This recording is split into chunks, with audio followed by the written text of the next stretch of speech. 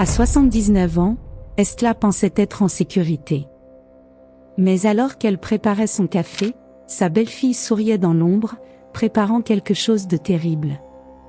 Une signature ici, un accord là, et, lorsqu'Estla s'en est rendue compte, elle n'avait plus rien. Mais le destin aime mettre les perfides à l'épreuve. Et au moment où tout semblait perdu, un enregistrement révéla quelque chose d'encore plus effrayant. Une trahison bien plus grande qu'elle ne l'aurait jamais imaginée. Et le pire ? Bianca n'était pas la seule impliquée dans cette histoire. La maison semblait parfaite. Grande, spacieuse, toujours impeccable.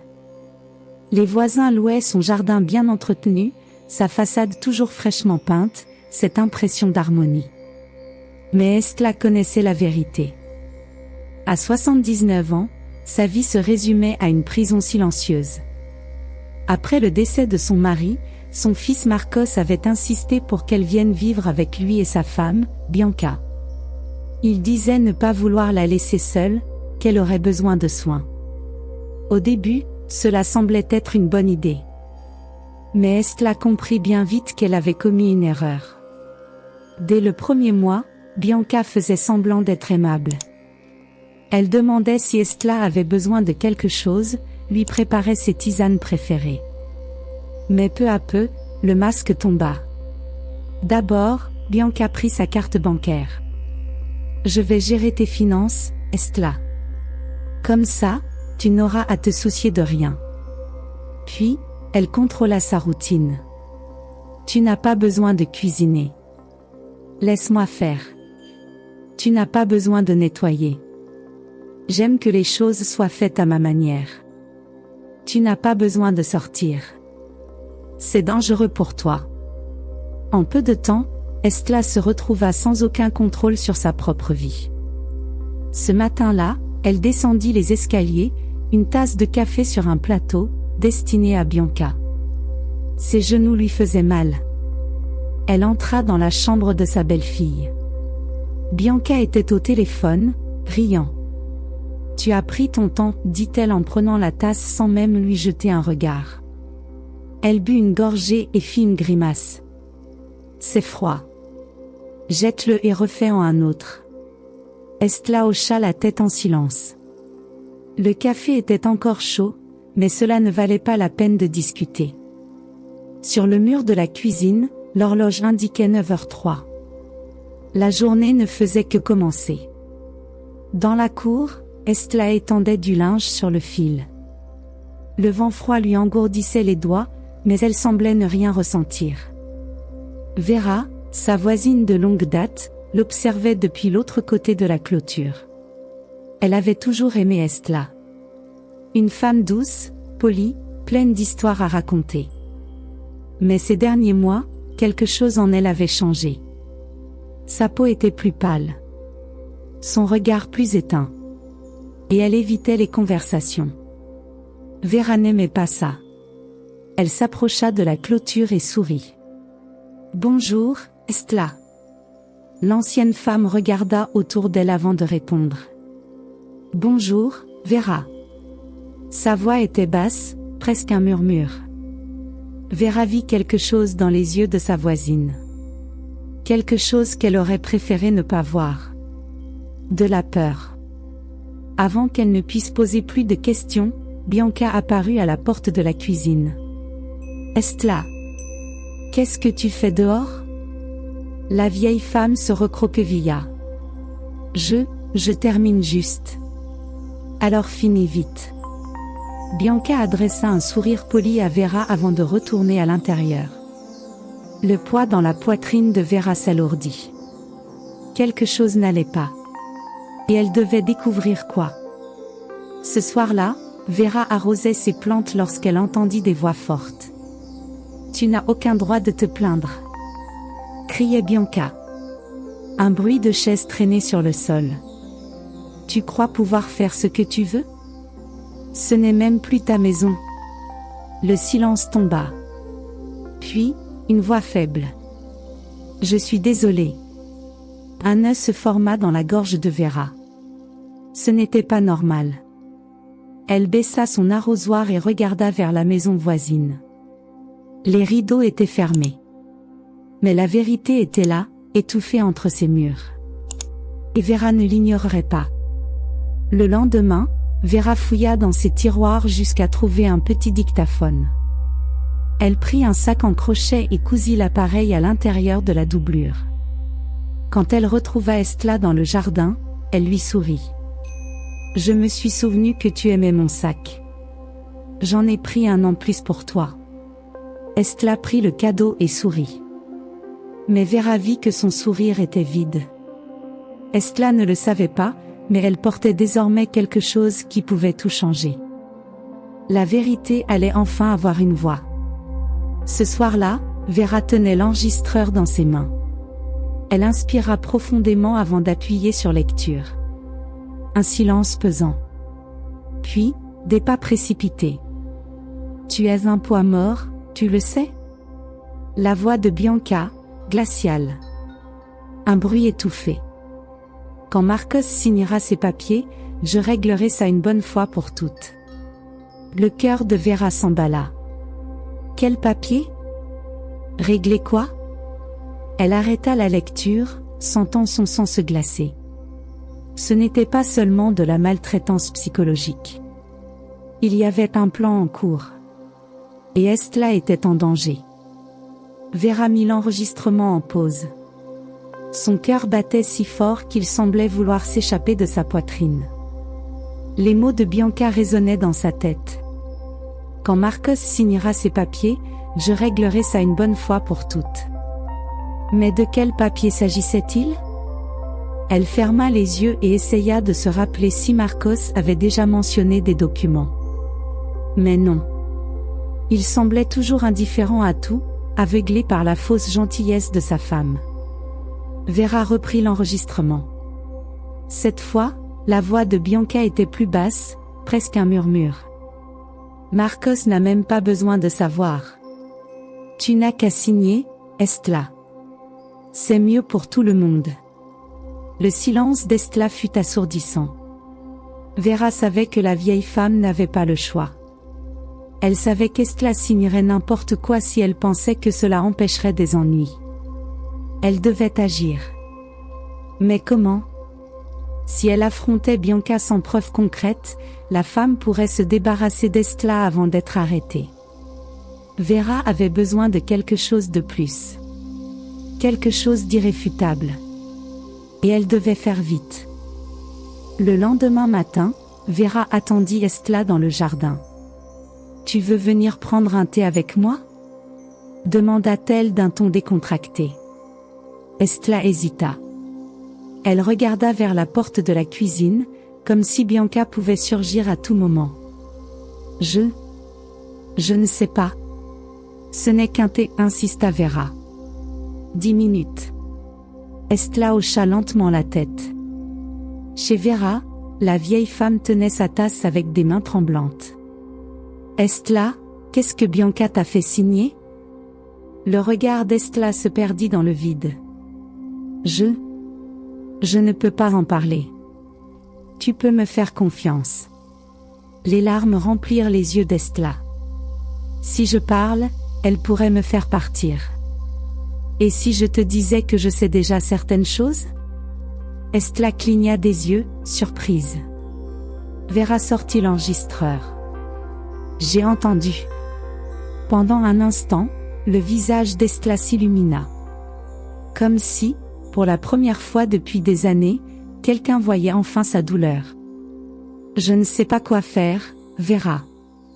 Nous allons le découvrir ensemble. Mais elles ignoraient que Bianca avait déjà des soupçons. Et qu'elle était sur le point d'agir. Ce soir-là, Estla fut surprise par Bianca dans sa chambre. Sa belle-fille ferma lentement la porte. « Tu crois que je n'ai pas remarqué ?» Un frisson parcourut Estla. « Remarqué quoi ? Toi et cette voisine fouineuse. » Bianca s'approcha, son sourire venimeux. « Si je découvre que tu prépares quelque chose contre moi. » Elle sortit une enveloppe de son sac et la fit tourner entre ses doigts. « Rappelle-toi, tu as signé ça. » Tout est déjà en cours. Estla regarda l'enveloppe avec effroi. Qu'est-ce que c'est? Bianca éclata de rire. Tu le sauras en temps voulu. Puis, elle quitta la pièce. Le cœur d'Estla battait à tout rompre. Elle devait prévenir Vera. Mais qu'avait fait Bianca? Le lendemain, Estla retrouva Vera dans le jardin. Elle s'est chuchota-t-elle. Vera lui prit la main. Que as-tu signé? Estla inspira profondément. Je ne sais pas. Mais, il y avait le nom de Marcos sur le document. Le cœur de Vera s'emballa. Nous devons en trouver une copie. Mais où Bianca pouvait-elle cacher un document pareil? Vera n'en avait aucune idée. Elle savait juste qu'elle devait le retrouver avant qu'il ne soit trop tard. Vera savait qu'elle ne pouvait pas entrer chez Estla. Mais elle connaissait quelqu'un qui pouvait l'aider. Ce soir-là, elle attendit le retour de Marcos. Elle l'appela depuis la clôture. Marcos, on peut parler? L'homme semblait épuisé. Bien sûr, Vera. Que se passe-t-il? Vera prit une grande inspiration. As-tu déjà vu les papiers que ta mère a signés? Le visage de Marcos se figea. Des papiers? Quels papiers? Exactement ce que Vera redoutait. Marcos ne savait rien. Marcos rentra chez lui, l'esprit troublé. Il trouva Bianca dans le salon. De quoi Vera parle-t-elle? Bianca esquissa un sourire forcé. De quoi tu parles? Maman a signé des papiers. Pourquoi? Bianca leva les yeux au ciel. Marcos, tu es fatigué. On n'a pas le temps pour ça. Mais quelque chose dans sa voix. Quelque chose sonnait faux. Et Marcos commençait à s'en rendre compte. Pendant ce temps, Vera feuilletait ses notes. Il y avait un moyen de tout prouver. Si elle pouvait accéder au bureau de Bianca, elle trouverait ses documents. Mais comment? Puis, elle se rappela. Le bureau avait une fenêtre latérale. Une idée lui vint. Mais elle devait agir vite. Parce que le temps pressait. Le lendemain matin, Vera retrouva Estla dans le jardin. Je dois entrer dans le bureau. Les yeux d'Estla s'agrandirent. C'est trop risqué. Vera lui prit la main. Fais-moi confiance. Elles ignoraient que Bianca avait déjà un coup d'avance. Et qu'elle avait un autre plan en tête. Ce soir-là, Bianca prit son téléphone. Il faut accélérer les choses. Marcos commence à se douter de quelque chose. Une voix répondit à l'autre bout du fil. Tu es sûre d'être prête pour ça? Bianca sourit. Il est temps de régler ce problème une bonne fois pour toutes. Dehors, Vera observait par la fenêtre. Que tramait Bianca? Le lendemain matin, Marcos reçut une enveloppe au travail. En l'ouvrant, il sentit son sang se glacer. C'était une copie des documents que sa mère avait signés. Et en voyant les noms et signatures, son monde s'écroula. Il lut à voix basse. Transfert total des biens à Bianca Morelli. Marcos se leva d'un bond. Il était temps de confronter sa femme. Mais Bianca l'attendait déjà. Un sourire aux lèvres. Marcos fixait le document devant lui, les mots semblaient danser sous ses yeux. Transfert total des biens à Bianca Morelli. Cela ne pouvait pas être vrai. Son cœur s'emballa. Il inspira profondément, essayant de contenir la rage qui montait en lui comme une marée furieuse. Il attrapa son téléphone et appela Bianca. 3 sonneries avant qu'elle ne décroche. « Salut, mon amour. » Sa voix était douce, maîtrisée. « Bianca. On peut parler? » Tout de suite. « Bien sûr, chérie. Quelque chose ne va pas? » Il ferma les yeux. Comment pouvait-elle agir ainsi? Comme si de rien n'était? Je rentre à la maison. On doit parler. Il raccrocha avant qu'elle ne réponde. Il se leva d'un bond, prit ses clés de voiture. Son cœur était oppressé, comme si une main invisible l'étranglait. Si tout cela était vrai. Si sa mère avait vraiment tout perdu. Il ignorait encore ce qu'il ferait. Il savait juste qu'il voulait des réponses. Et il les voulait maintenant. Marcos entra chez lui à grands pas. Bianca était assise sur le canapé, un sourire parfaitement étudié sur le visage. « Pourquoi cette tête, mon amour ?» Il jeta l'enveloppe sur la table basse. « Tu veux bien m'expliquer ce que c'est ?» Elle cligna des yeux, prit les documents et les parcourut d'un air faussement curieux. « Oh, ça ? Oh, ça ?» Sa voix monta plus qu'il ne l'aurait voulu. « Marcos, ce n'est rien de grave. Ta mère a voulu faire ça. Elle m'a dit qu'elle préférait que je m'occupe de tout. » Il croisa les bras. « Ma mère a voulu te donner toute sa vie ? » Bianca, voyons. Elle rit nerveusement. « Mon amour, tu sais bien que son esprit est fragile. » Le sang de Marcos bouillonna. « Ne t'avise pas de dire ça. Ma mère est âgée, mais elle n'est pas stupide. » Les yeux de Bianca se plissèrent. « Alors, que veux-tu insinuer ? Que je l'ai forcé ?» Il ne répondit pas. Bianca se leva et s'approcha de lui, posant ses mains sur ses épaules. « Tu t'es laissé influencer par cette vieille fouineuse, n'est-ce pas ?» Marcos écarta doucement ses mains. « Vera ne m'a montré que la vérité. » Le visage de Bianca se durcit.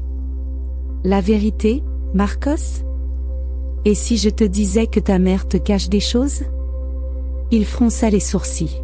« Que veux-tu dire ? » Son sourire revint. « Tu veux vraiment savoir ? » Le cœur de Marcos battait plus vite. Elle avait un atout dans sa manche. Mais lequel ? Bianca se dirigea vers l'étagère et sortit une enveloppe noire. « Je comptais te montrer ça plus tard. » Marcos hésita avant de prendre l'enveloppe. À l'intérieur, il trouva des relevés bancaires. « Qu'est-ce que c'est ? » Bianca croisa les bras. « Un compte secret au nom de ta mère. » Marcos fronça les sourcils. « Ça n'a aucun sens. »« Ah non ?» Elle sourit. « Alors comment expliques-tu ces transactions ?» Il scruta les relevés. Il y avait des mouvements récents, des retraits de grosses sommes. Mais, sa mère n'avait jamais mentionné ce compte. Ce ne peut pas être à elle. Demande-lui. L'estomac de Marcos se noua. Quelque chose clochait. Mais Bianca jouait bien. Elle voulait semer le doute. Et, au fond, ça marchait. Dans sa chambre, Estla entendait la dispute étouffée.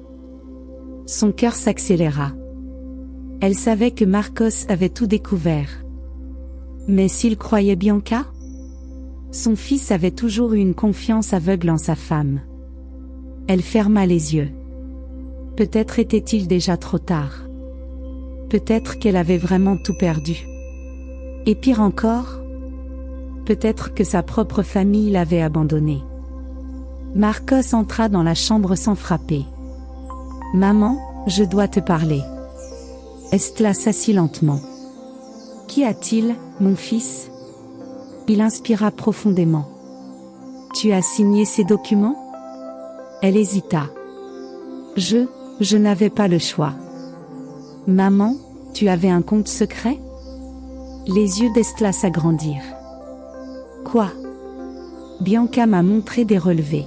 « De l'argent a été retiré en ton nom. » Estla secoua la tête. « Je n'ai jamais ouvert de compte. » Mais Marcos allait-il la croire ? Dehors, Bianca souriait. Le doute était semé. Elle n'avait plus qu'à attendre que Marcos se retourne contre sa mère. Mais Bianca sous-estimait un détail. Elle pensait tout contrôler. Mais Vera était toujours dans l'ombre. Et la voisine ne laisserait pas cette histoire s'arrêter là. Tandis que Marcos se débattait avec ses doutes, Vera ne perdait pas de temps. Elle savait que Bianca était dangereuse. Mais jusqu'où était-elle capable d'aller? Elle prit son téléphone et passa un appel. Allô, c'est Clara, du Forum d'aide aux personnes âgées? Oui. Bonjour, Vera, que puis-je faire pour toi? Vera inspira profondément. Tu as toujours ce contact pour obtenir des dossiers publics? J'ai besoin d'enquêter sur quelqu'un. Clara hésita. C'est sérieux? Très. Je vais voir ce que je peux faire. L'appel se termina. Vera mordit sa lèvre. Si Bianca avait déjà fait ça avant, elle allait le découvrir. La question était: combien de temps cela prendrait-il? Et d'ici là, Estla serait-elle encore en sécurité? À l'intérieur de la maison, Bianca réalisait que la conversation entre Marcos et Estla durait plus longtemps que prévu. Elle devait agir. Elle attrapa son téléphone et passa un appel rapide. Oui, c'est moi. Il est temps. Un silence. Je veux que ça ressemble à un accident. Elle raccrocha et sourit. Si Marcos ne se rangeait pas de son côté, alors il ne méritait pas de connaître la vérité. Elle contrôlait la situation. Et elle ferait tout ce qu'il fallait pour que ça reste ainsi. Estla n'arrivait pas à dormir. Chaque ombre dans sa chambre lui paraissait plus menaçante que d'habitude. Le bruit des branches frappant contre la fenêtre la faisait frissonner. Elle ne savait pas pourquoi, mais elle sentait qu'un malheur allait arriver. Peut-être n'était-ce que de la paranoïa. Ou peut-être était-ce un avertissement. Mais elle n'aurait pas le temps de le découvrir. Car la porte de sa chambre venait de s'ouvrir. La lumière du couloir révéla une silhouette. Quelqu'un venait d'entrer dans la chambre. Ses pas étaient légers, calculés. Estla voulut parler, mais sa voix s'étrangla dans sa gorge. La silhouette s'approcha lentement. Et alors, elle le vit. L'éclat métallique de quelque chose dans sa main. Un frisson lui parcourut l'échine. Elle essaya de se lever, mais il était trop tard. Au moment où Estla sentit une main froide sur son épaule, une voix forte retentit dans la maison. « Et qu'est-ce que tu fais ?» La silhouette s'arrêta net. Estla tourna la tête vers la porte. C'était Marcos. Il se tenait là, les yeux écarquillés, fixant la scène. L'intrus hésita une seconde, puis s'enfuit en courant. Marcos tenta de le poursuivre, mais la silhouette disparut dans l'obscurité. Estla s'effondra sur son lit, tremblante. Qu'est-ce que c'était? Mais Marcos savait déjà. Ce n'était pas un cambriolage. Quelqu'un voulait que sa mère disparaisse. Et il avait une idée de qui se cachait derrière ça. Bianca entendit les pas précipités de Marcos dévaler les escaliers. Elle comprit immédiatement que quelque chose avait mal tourné. Elle tenta de rester calme lorsqu'il entra dans le salon. « Que s'est-il passé ?» demanda-t-elle, avec un air innocent. Marcos serra les poings. « Tu veux vraiment savoir ?» Bianca inclina légèrement la tête. « Bien sûr. Quelqu'un vient d'entrer dans la chambre de ma mère. Et ce n'était pas pour lui souhaiter bonne nuit. » Les yeux de Bianca s'écarquillèrent. « Quoi ? Marcos, Mais il en avait assez des mensonges. C'est fini, Bianca. » Elle sentit son estomac se nouer. Mais elle n'avait pas encore perdu. Pas encore. Pendant ce temps, Vera reçut un message de Clara. « J'ai trouvé quelque chose. On se voit demain. » Vera serra son téléphone. S'il y avait quelque chose sur Bianca qui pouvait la faire tomber, elle allait le découvrir. Mais Bianca n'était pas du genre à attendre qu'on la piège. Et Vera ignorait que, pendant qu'elle dormait, quelqu'un l'observait déjà. Le lendemain matin, Vera retrouva Clara dans un café.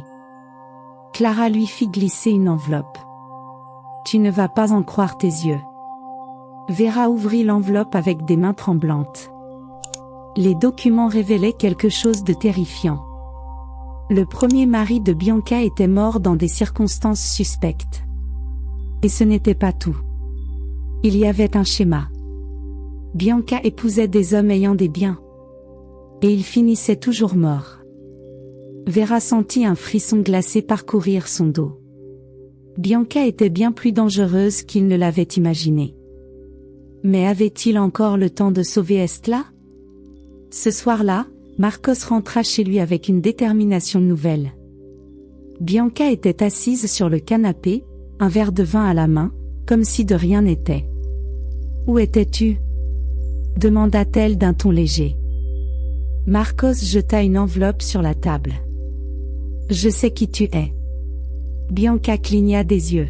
« De quoi tu parles ? » De ton passé. De tes maris morts.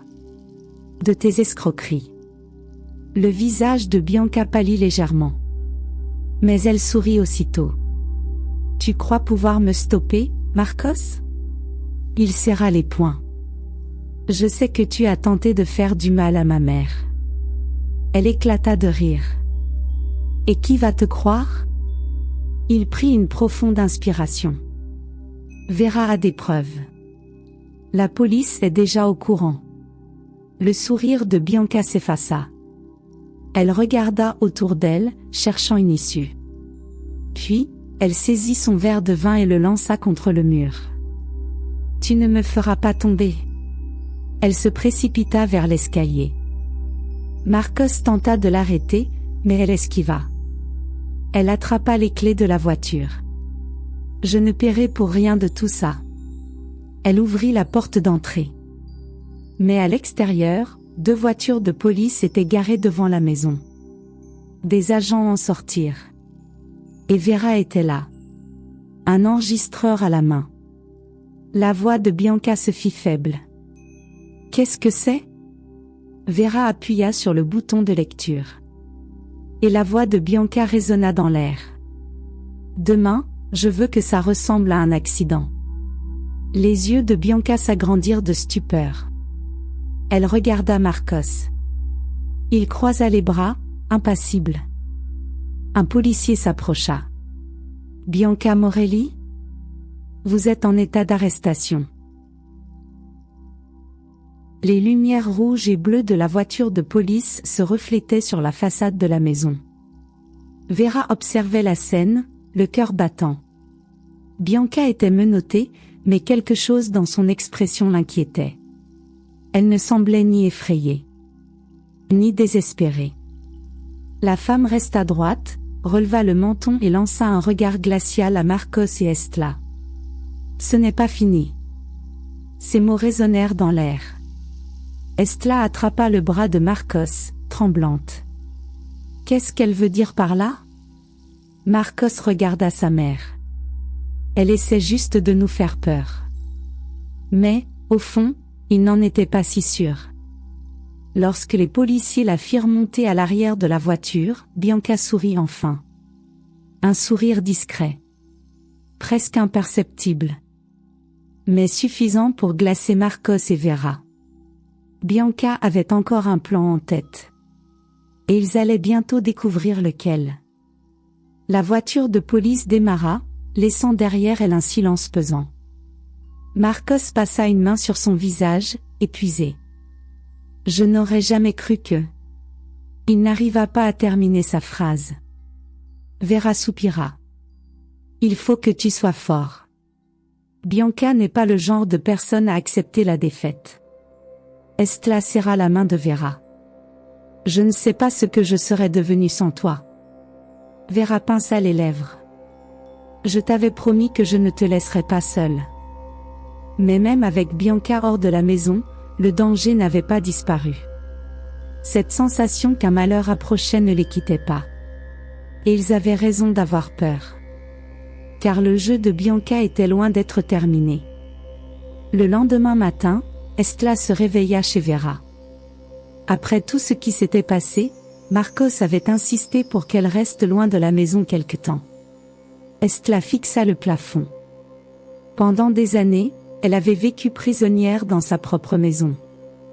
À présent, elle était libre. Mais pourquoi ne ressentait-elle pas de soulagement? Pourquoi la peur était-elle toujours là, tapie en elle? Elle se leva et se dirigea vers la cuisine, où Vera préparait déjà le café. « Bien dormi ?» demanda son amie. Estla soupira. « Je n'arrive toujours pas à croire que tout ça est réel. » Vera posa une tasse devant elle. « Tu crois que c'est fini ?» Estla garda le silence. Puis, elle secoua la tête. Non. Et elle avait raison. Marcos arriva au commissariat pour suivre l'affaire. Mais à peine eut-il franchi la porte qu'un policier à l'air grave l'interpella. « Monsieur Morelli, nous devons parler. » Le cœur de Marcos s'emballa. « Que se passe-t-il » Le policier tout sauta. « Bianca a été libérée. » Marcos ouvrit de grands yeux. « Quoi ? Comment ça ?» Son avocat a obtenu une ordonnance de libération. Marcos sentit le sol se dérober sous ses pieds. Bianca était libre. Et il savait exactement où elle irait. Chez Vera, Estla buvait un thé quand le téléphone sonna. Vera décrocha. Et son visage devint livide. « Qu'y a-t-il » demanda Estla, inquiète. Vera déglutit. C'était Marcos. Que s'est-il passé? Vera la regarda droit dans les yeux. Bianca est sortie. La tasse trembla entre les mains d'Estla. Non. L'air devint plus lourd dans la cuisine. Bianca était de retour. Et cette fois, elle allait frapper fort.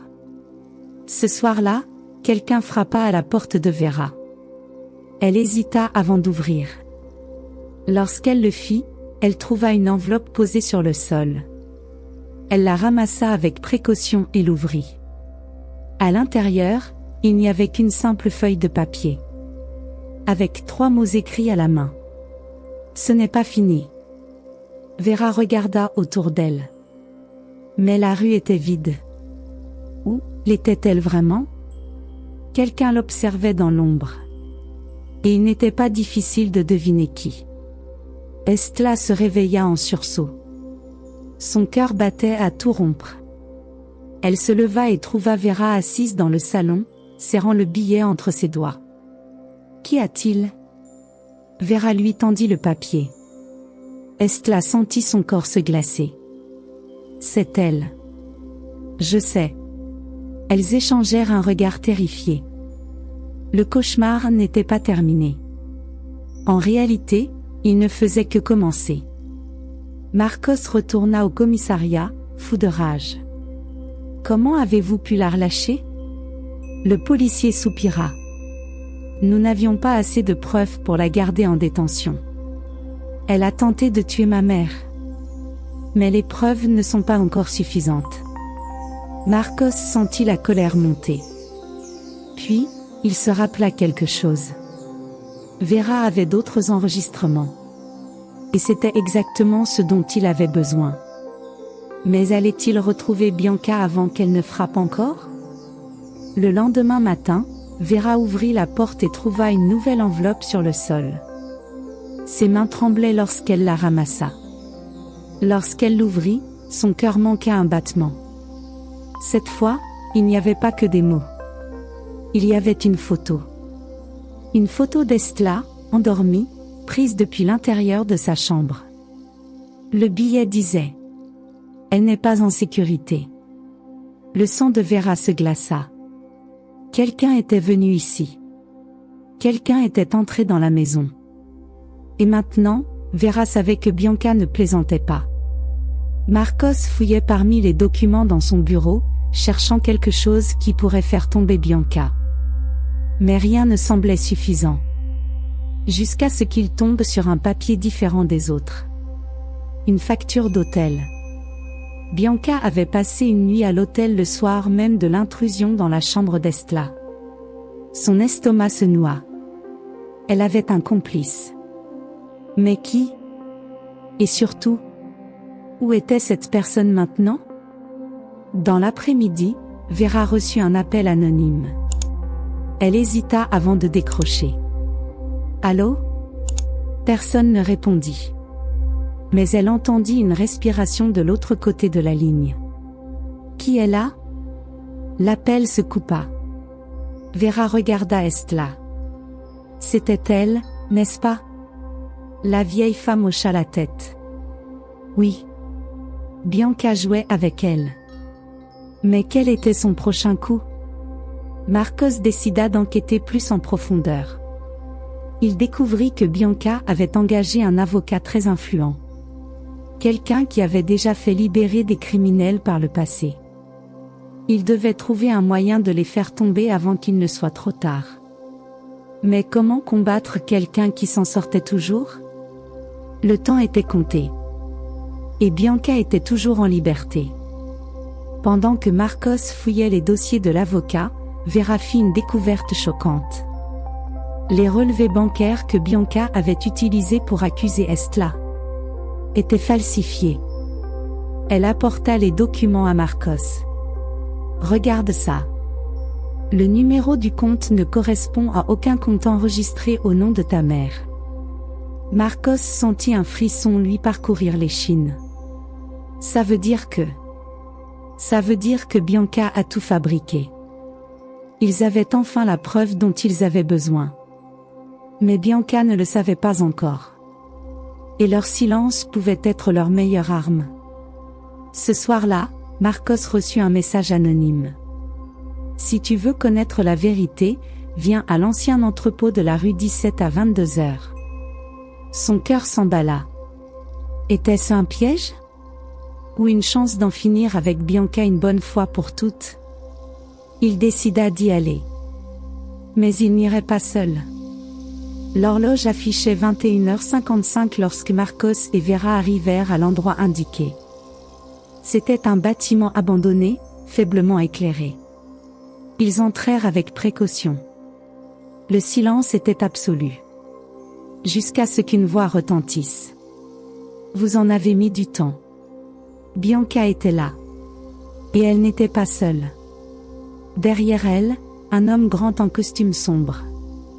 L'avocat. Bianca sourit. Vous pensiez vraiment pouvoir me battre? Marcos serra les poings. Tout s'arrête ce soir.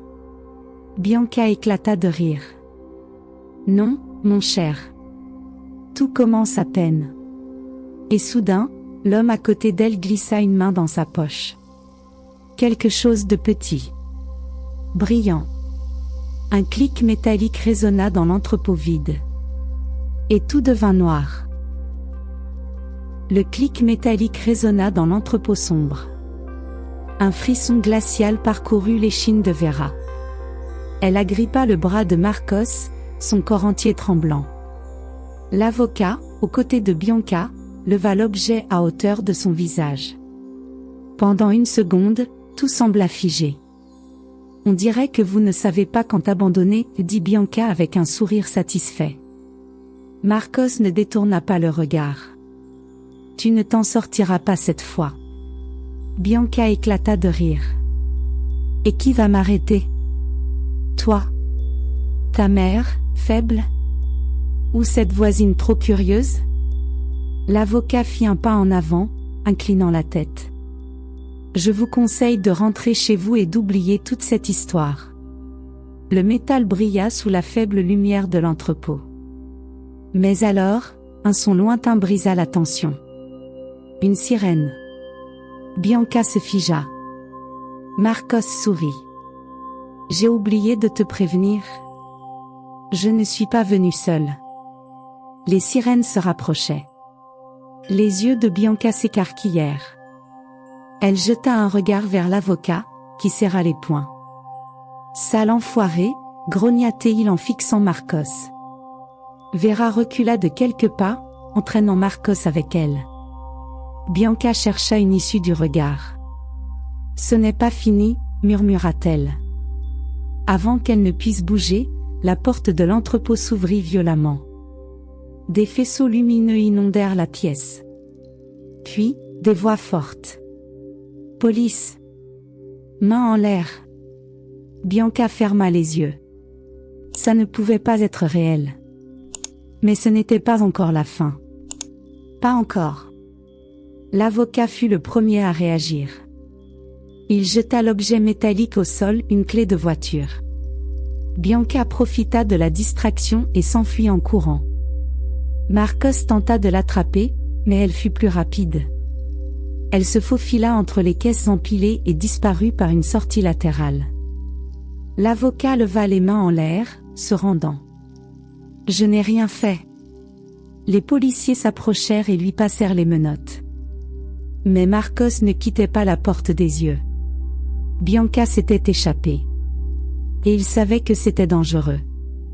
Très dangereux. Marcos, Vera et les policiers fouillèrent les alentours de l'entrepôt. Rien. Bianca avait disparu. « Ce n'est pas possible, » murmura Vera. Un policier s'approcha. « Nous allons lancer un mandat d'arrêt immédiatement. » Marcos hocha la tête. Mais il savait que ça ne suffirait pas. Tant que Bianca était en liberté. Personne n'était en sécurité. Ce soir-là, Estla restait assise dans son fauteuil, le regard perdu. Le téléphone de Vera sonna. C'était Marcos. « Maman, tu dois partir d'ici. » Bianca s'est enfuie. Le cœur d'Estla s'emballa. « Quoi ?» Vera lui prit la main. « On doit aller ailleurs, Estla. Maintenant. » Mais, est-ce que cela suffirait à la protéger? Ou bien, Bianca était-elle déjà en train d'attendre son heure? Au beau milieu de la nuit, un bruit réveilla Estla. Des pas. Sur la véranda. Elle retint son souffle. Vera les entendit aussi. La maison était verrouillée. Mais, pour combien de temps encore? Quelque chose était sur le point de se produire. Et elles étaient piégées. Pendant ce temps, Marcos analysait les documents saisis chez l'avocat. Un détail attira son attention. Un contrat. Avec un nom inconnu. Il le tapa dans son ordinateur. Le résultat le glaça d'effroi. Ce nom appartenait à un homme mort depuis 2 ans. Et pire encore. Le faux compte bancaire d'Estla était lié à lui. Bianca ne travaillait pas seule. Mais qui était impliqué avec elle? À 4 heures du matin, Marcos reçut un appel. Il décrocha, la voix rauque de fatigue et de tension. « Qui est-ce » Silence. Puis, la voix de Bianca. « Tu as tout fait de travers, Marcos. » Son cœur se serra. « Où es-tu » Elle rit doucement.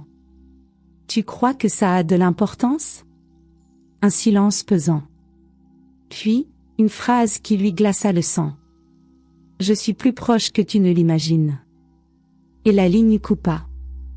Marcos sauta dans sa voiture et fonça chez Vera.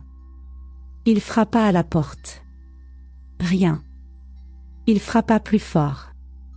Enfin, la porte s'ouvrit. Vera et Estla étaient pâles. « Qu'est-ce qu'il y a » demanda Vera. « Bianca m'a appelé. » Le visage d'Estla blêmit davantage.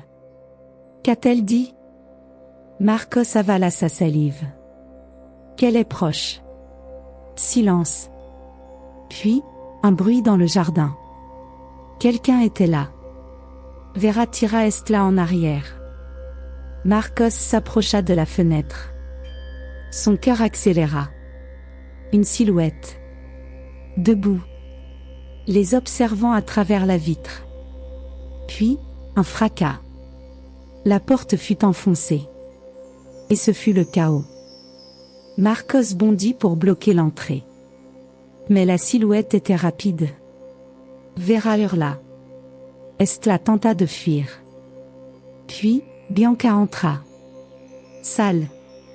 Pieds nus. Les yeux injectés de haine. « Je vous ai dit que ce n'était pas fini. » Elle tenait quelque chose.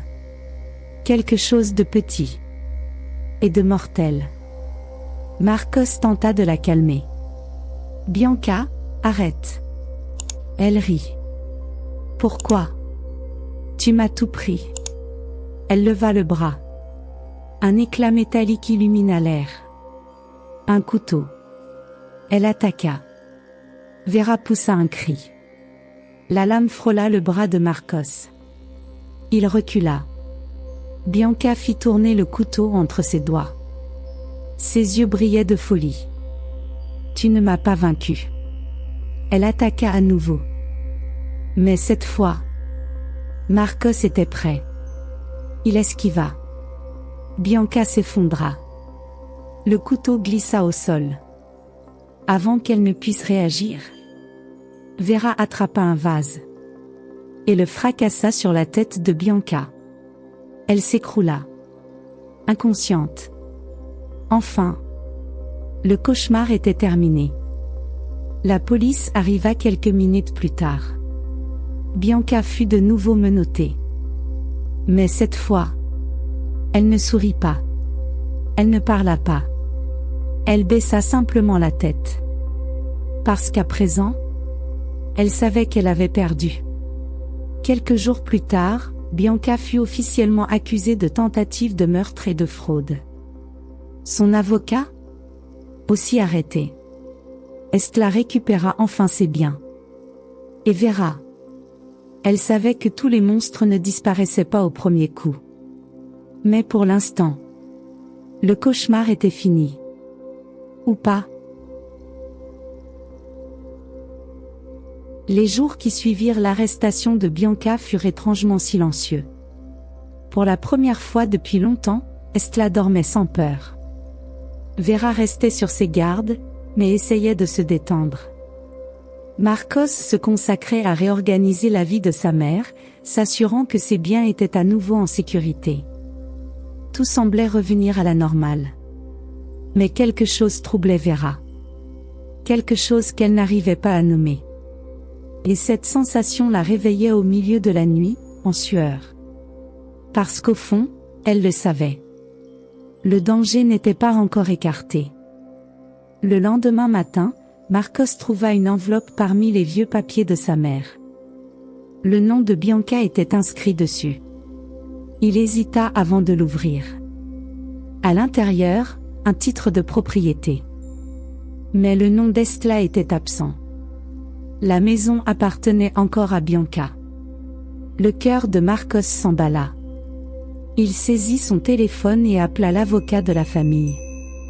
Il faut annuler ça immédiatement. Un silence pesa à l'autre bout du fil. Puis, l'avocat répondit.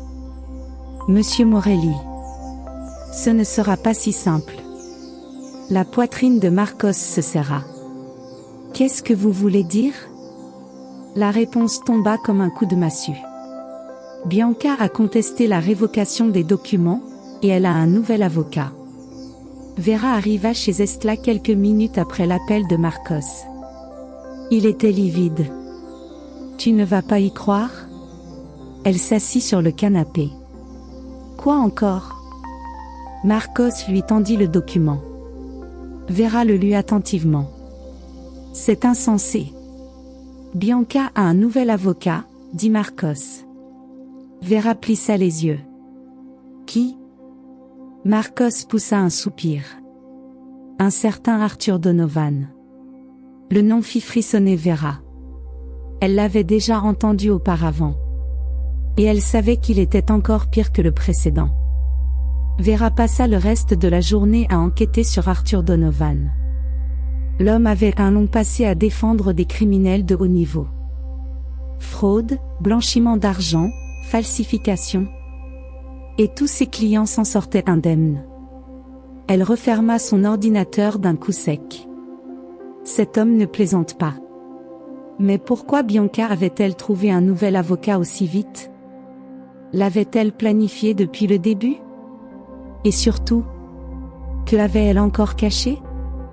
Cette nuit-là, Vera se réveilla en entendant un bruit à la fenêtre. Elle se leva lentement, le cœur battant à tout rompre. Elle écarta un peu le rideau. L'air quitta ses poumons. Quelqu'un était là. Une silhouette immobile dans le jardin. Le visage caché par l'obscurité. Mais Vera sentait qu'elle savait de qui il s'agissait. Elle attrapa son téléphone et appela Marcos. Quelqu'un m'observe. Un silence pesant s'installa à l'autre bout du fil. Puis, Marcos murmura. Maman. Vera fronça les sourcils.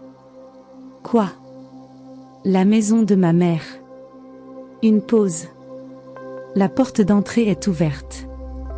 Marcos traversa la maison d'Estla en courant, cherchant des signes d'effraction. Rien. Mais quelqu'un était venu ici. Il monta les escaliers jusqu'à la chambre de sa mère. Elle dormait paisiblement. Puis, un frisson lui parcourut l'échine. L'armoire était entr'ouverte. Lentement, il s'approcha et tira la porte. Son souffle se coupa. À l'intérieur, suspendue à un cintre, il y avait une robe rouge. La même que Bianca portait la nuit de son arrestation. Au sol, sous la robe, il y avait une enveloppe. Marcos se baissa et la ramassa avec précaution. Il l'ouvrit. À l'intérieur, une seule feuille. Une phrase unique, écrite à la main. Vous pensiez m'avoir vaincu? L'estomac de Marcos se noua. Elle jouait avec eux. Et elle n'avait pas l'intention d'arrêter. Le lendemain matin, Marcos apporta les documents de la maison à un autre avocat. Celui-ci les lut attentivement avant de lever les yeux. Il y a un détail que personne n'a remarqué. Marcos fronça les sourcils. Quoi? L'avocat pointa une clause spécifique. Cette propriété a bien été transférée à Bianca, mais il y a un bénéficiaire secondaire. Vera se pencha pour lire. Et son visage pâlit. Le nom sur le papier n'était pas celui de Bianca. C'était quelqu'un qui aurait dû être mort. Le nom qui apparaissait sur les documents était Richard Ray. Mais Richard Ray était mort il y a 3 ans. Du moins, c'est ce que tout le monde croyait. Si son nom figurait encore dans les affaires de Bianca, cela signifiait qu'un complot bien plus vaste était en cours. Et peut-être que Bianca n'avait jamais agi seule. Dans l'après-midi, Marcos reçut un message. Un numéro inconnu. Je veux te parler. Seul. Restaurant Holpin, 20h. Il sentit son estomac se tordre. Vera le regarda. C'est qui? Il lui montra l'écran. Vera plissa les yeux. Tu penses que c'est Bianca? Marcos secoua la tête. Non. Parce que le message était signé avec un nom qu'il n'aurait jamais cru revoir. Richard Ray. À 20h, Marcos entra dans le restaurant Holpin. Il balaya la salle du regard. Puis, il vit un homme assis dans un coin, vêtu d'un costume noir. Il n'avait rien d'un fantôme. Mais sa simple présence prouvait que quelque chose clochait. Marcos s'approcha. L'homme leva les yeux. Tu as des questions? Marcos s'assit. Beaucoup. L'homme sourit. Alors, commençons. Richard soupira. Je ne suis jamais mort. Marcos croisa les bras. J'avais compris. Richard inclina la tête. Bianca m'a aidé à disparaître. En échange, je l'ai aidé. À l'aider comment? Il sourit. À faire en sorte qu'Estla perde tout. Marcos sentit la rage monter. Mais Richard poursuivit. Il y a juste un détail. Marcos fronça les sourcils. Lequel? Richard se pencha en avant. Bianca a été trahie. Marcos resta silencieux un instant. Puis, il prit une profonde inspiration. Qui a trahi Bianca? Richard sourit. Son propre avocat. Marcos ouvrit de grands yeux. Arthur Donovan? Richard hocha la tête. Il veut tout pour lui. Marcos sentit un frisson. Cela signifiait que Bianca n'était plus le seul problème. Ils avaient maintenant un ennemi bien plus puissant. Vera et Estla étaient assises dans le salon quand le téléphone sonna. Vera décrocha. Allô? Silence. Puis, une voix basse et menaçante. Vous n'êtes pas encore en sécurité. La ligne se coupa. Vera sentit un frisson lui parcourir l'échine. Elle fixa Estla, dont le visage devint livide. Le cauchemar recommençait. Marcos sortit du restaurant, son cœur battant la chamade. Il savait enfin la vérité. Mais était-il encore temps de sauver sa mère? Ou bien Arthur Donovan avait-il déjà gagné? Il monta dans sa voiture et démarra en trombe. Il devait rejoindre Vera et Estla au plus vite. Il sentait au plus profond de lui que la nuit n'était pas encore terminée. Marcos fixa le billet posé sur la table. L'écriture était ferme, calculée, et ne contenait qu'un seul message. Vous avez provoqué le mauvais homme. Mais ce qui lui glaça le sang fut l'objet posé à côté du papier. Le collier de sa mère. Il attrapa le petit pendentif entre ses doigts. Il était encore chaud. Cela signifiait qu'Estla avait été enlevée il y a peu de temps. Vera entra en courant dans la maison et vit la panique sur le visage de Marcos. Qu'est-ce qu'il se passe? Il lui tendit le billet et le collier. Le visage de Vera blêmit. Mon Dieu! Elle regarda autour d'elle, comme si Estla pouvait surgir d'un coin de la maison. Mais le silence était absolu. Arthur Donovan venait de jouer son dernier coup. Maintenant, tout se résumait à une seule question. Où cachait-il Estla? Marcos appela le détective qui l'aidait dans l'enquête contre Arthur. Ils ont pris ma mère. L'homme à l'autre bout du fil inspira profondément. Nous le savons. Le cœur de Marcos se serra. Comment ça, vous le savez? Nous avons reçu un signalement anonyme sur des mouvements suspects dans une propriété en périphérie de la ville. Marcos serra les poings. Et vous n'avez rien fait? Un silence pesant. Nous n'avions aucune preuve. Mais maintenant, nous en avons. Marcos déglutit. Où est-elle? Le détective fit une pause avant de répondre. Dans une cabane au milieu de la forêt. Le cœur de Marcos s'emballa. Il connaissait bien cet endroit. Une propriété isolée, abandonnée depuis des années. Et maintenant, c'était le lieu du cauchemar de sa mère. Le téléphone de Marcos sonna à nouveau. Il décrocha immédiatement. Si tu veux revoir ta mère vivante, viens seul. Arthur Donovan. Marcos prit une profonde inspiration. Tu fais une erreur. Arthur rit doucement. Toi, en revanche, tu en as fait plusieurs. Maintenant, c'est moi qui fixe les règles. Marcos sentit la rage monter. Si tu lui fais du mal, Tu n'es pas en position de me menacer, Marcos. La voix d'Arthur était froide. Si tu arrives trop tard, il ne restera plus rien à retrouver. Puis, la ligne coupa. Marcos fixa Vera. Il veut que j'y aille seul. Vera croisa les bras. Alors, on ira ensemble. Marcos était prêt à obéir aux ordres d'Arthur, mais Vera lui attrapa le bras. Tu ne peux pas y aller sans un plan. Il inspira profondément. On n'a pas le temps. Alors faisons en sorte que le temps joue en notre faveur. Elle attrapa son téléphone et appela le détective. Nous allons sur place. Suivez-nous à distance. Le détective hésita. C'est risqué. Estla est là-bas. Nous n'avons pas le choix. Elle raccrocha avant qu'il puisse argumenter. Puis, elle regarda Marcos. Allons la chercher. La cabane, perdue au milieu de la forêt, paraissait encore plus sinistre sous la lumière de la lune. Marcos et Vera descendirent de la voiture. L'endroit était entouré d'arbres immenses.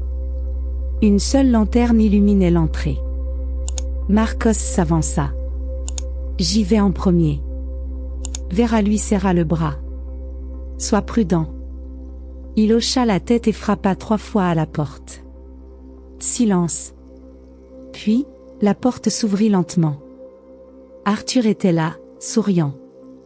Derrière lui, Estla était assise sur une chaise. Attachée. La bouche scotchée. Ses yeux débordaient de peur. Arthur ouvrit les bras. « Ravi de te voir, Marcos. » Et alors, le vrai jeu commença. Arthur fit un geste vers un homme massif à ses côtés. « Amène notre invité. » Le complice tira Estla vers l'avant. Elle tenta de résister, mais elle était trop faible. Arthur sourit. « Tout ce que tu as à faire, Marcos, c'est signer un document. » Marcos plissa les yeux. « Quel document ?» Arthur sortit un papier plié de sa poche. « La cession de tous les biens de ta mère à mon nom. » Derrière la cabane, Vera, qui écoutait tout, savait déjà quoi faire. Marcos fixa Arthur. « Tu crois vraiment que je vais signer ça ?» Arthur éclata de rire. « Tu n'as pas le choix. » Il sortit une arme de son veston et la pointa sur Estla. « Soit tu signes, soit elle meurt. » Le cœur de Marcos s'emballa. Mais avant qu'il puisse réagir, un son brisa l'air. Des sirènes. Arthur se figea. La police était là. Et Vera. Elle avait déjà assuré que ce serait le dernier jeu d'Arthur Donovan. Les policiers encerclèrent la cabane. Arthur regarda autour de lui, désespéré. « C'est impossible. » Marcos sourit. « C'est fini, Arthur. » Les forces de l'ordre firent irruption dans la cabane. Le complice d'Arthur tenta de s'enfuir, mais il fut plaqué au sol immédiatement. Arthur, lui, tenait encore son arme. Mais maintenant, ses mains tremblaient. Un policier s'approcha. « Posez votre arme, Donovan. » Arthur regarda Marcos. Ça ne devait pas finir ainsi. Mais c'était bel et bien terminé. Il laissa tomber l'arme. Et à cet instant, tout était fini. Marcos courut vers Estla et arracha le scotch de sa bouche. Elle éclata en sanglots. « Mon fils !» Il la serra contre lui. « C'est fini, maman. Tu es en sécurité. » Vera entra dans la cabane. Ses yeux brillaient de larmes. « Je savais que tu allais réussir. » Marcos sourit. Le cauchemar était terminé. Arthur Donovan fut condamné pour extorsion, enlèvement et tentative de meurtre. Tous ses biens furent saisis. Et ses crimes furent enfin dévoilés. Estla retrouva non seulement sa maison, mais aussi sa paix. Marcos s'assura qu'elle ne revivrait jamais ça. Et Vera. Elle savait que des monstres comme Arthur existeraient toujours. Mais plus jamais elle ne laisserait l'un d'eux gagner. Quelques mois après l'arrestation d'Arthur, Estla prit une décision inattendue. « Je vais vendre la maison », annonça-t-elle à Marcos. Il la regarda, surpris. « Pourquoi ?» Elle lui sourit doucement. « Je veux un endroit plus petit.